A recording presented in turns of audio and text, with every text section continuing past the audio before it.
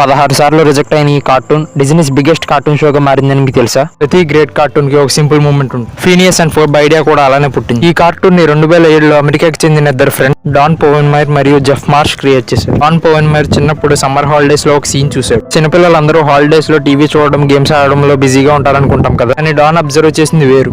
ఎందుకు ఈ హాలిడేస్ లో సంథింగ్ క్రేజీ అండ్ క్రియేటివ్ గా యూజ్ చేయకూడదనే థాట్ వచ్చింది. ఆ టైంలోనే జెఫ్ మార్ష్ తన చైల్డ్హుడ్ గురించి ఆలోచించాడు. అప్పుడు తనకు ఒకటి గుర్తొచ్చింది. చిన్నపిల్లలు ఎలా ఈ చిన్న వయసులోనే రాకెట్స్, రోలర్ కోస్టర్స్ గురించి ఆలోచిస్తారు, అంతటి ఇమాజినేషన్ పవర్ ఉంటుందని భావించారు. అప్పుడు ఈ ఇద్దరు ఫ్రెండ్స్ కలిసి ఒక క్వశ్చన్ అడిగి, ఒకవేళ చిన్నపిల్లలకు అసలు భయం లేకుండా అన్లిమిటెడ్ ఫ్రీడమ్ ఉంటే సమ్మర్ వెకేషన్ లో ఆ పిల్లలు ఏం క్రియేట్ చేయగలరు అనిపించింది. బూమ్, అక్కడ ఈ ఐడియా పుట్టింది.